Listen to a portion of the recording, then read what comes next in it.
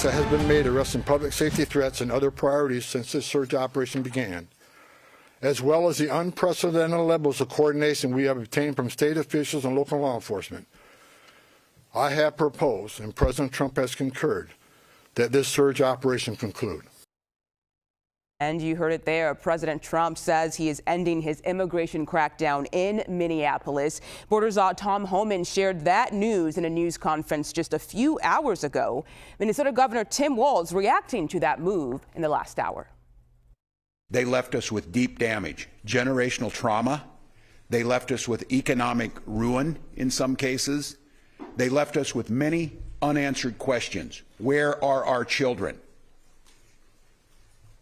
Where and what is the process of the investigations into those that were responsible for the deaths of Renee and Alex? And we begin there with CBS News Homeland Security correspondent Nicole Sganga. Nicole, a big turn of events here. So what else did we hear from Homan today?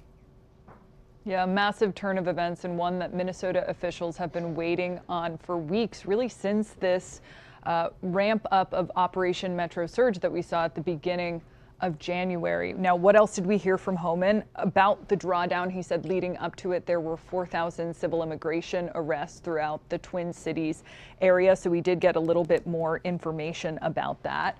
And in talking about his decision to confer with President Trump and determine that there would be a drawdown over the next couple of weeks, he said it came down to an increase in the number of public safety threat arrests and also an increase in what he called ongoing cooperation with state and local authorities, something that federal authorities had complained about for many weeks during Operation Metro Surge. He said there's been more of a quick response from force teams to agitators throughout the Twin Cities. But look, we also know that this is not happening in a vacuum and that this administration has faced ongoing political and economic pressure from Minnesota, from other Americans who have registered their dissatisfaction with how federal authorities have undergone immigration operations in the Twin Cities area, especially in light of the deaths of Renee Good and Alex Preddy.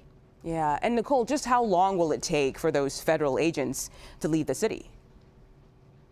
Yeah, it's not going to happen all at once, though we have already seen some of those agents begin to draw down. In fact, we know that already 700 have gone home of the roughly 3,000 to 4,000 that were in the Twin Cities area. Take a listen to what Tom Homan had to say about this.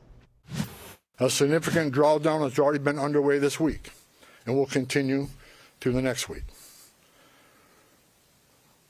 We have a lot of work to do across this country to remove public safety risk who shouldn't even be in this country, and to deliver on President Trump's promise for strong border security and mass deportation. Law enforcement officers drawing down from this surge operation will either return to their duty stations or be assigned elsewhere to achieve just that.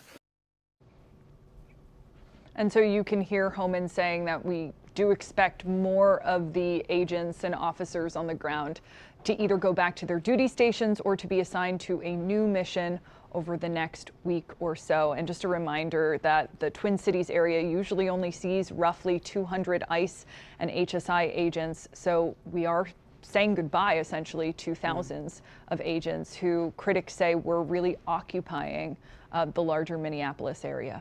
Okay, Nicole Sganga, thank you so much for your time today.